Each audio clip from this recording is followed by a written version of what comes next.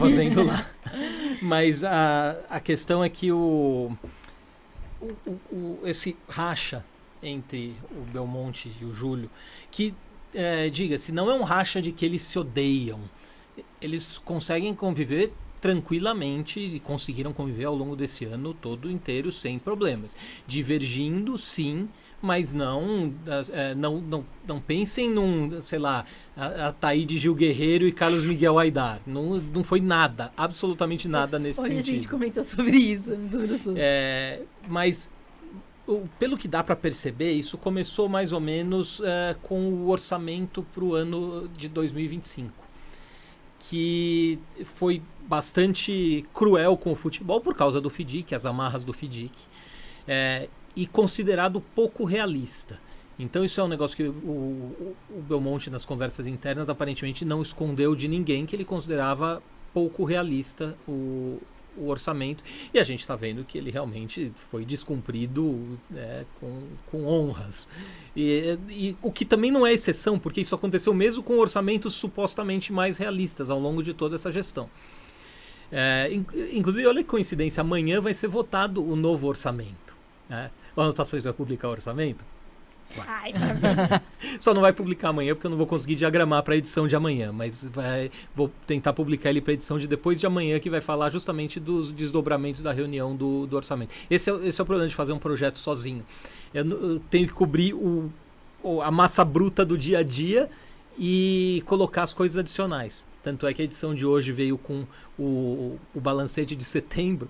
Só que num dia que o balancete não repercute nada, mas eu já tinha deixado pronto no fim de semana, que eu falei, beleza, aí chega, vai sair na edição de terça-feira, já tá pronto, adianto a edição. Aí chega e estoura uma bomba atômica no Morumbi ontem, e aí, enquanto a minha casa está também no meio de um rescaldo de bomba atômica com a pintura, enquanto a gente tenta morar lá, e aí então trabalhei a noite inteira em cima do negócio. O balancete virou algo mais da edição. E inclusive eu publiquei o balancete no Twitter agora há pouco, para todo mundo poder ver. Quem quiser contribuir comprando a edição inteira tem o link lá também.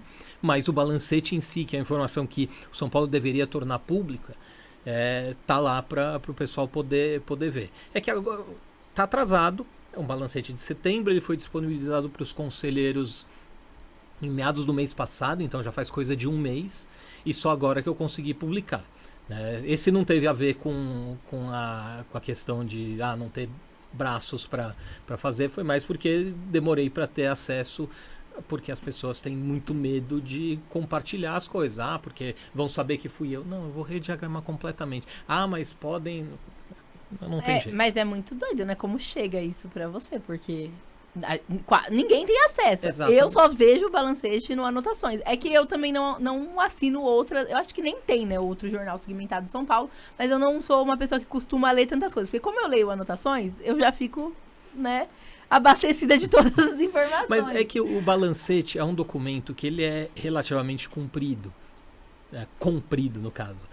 Porque ele não é... Comprido. Não, é que um balancete não é para ser cumprido, mas o orçamento aqui não é cumprido. Mas não é algo que o pessoal vai render muito clique. Então, geralmente, quando as pessoas têm acesso a alguma coisa do balancete, deu superávit, deu déficit, quanto foi, qual é o tamanho da dívida, e mais um outro detalhe, gastou com futebol tanto e rendeu não sei quanto.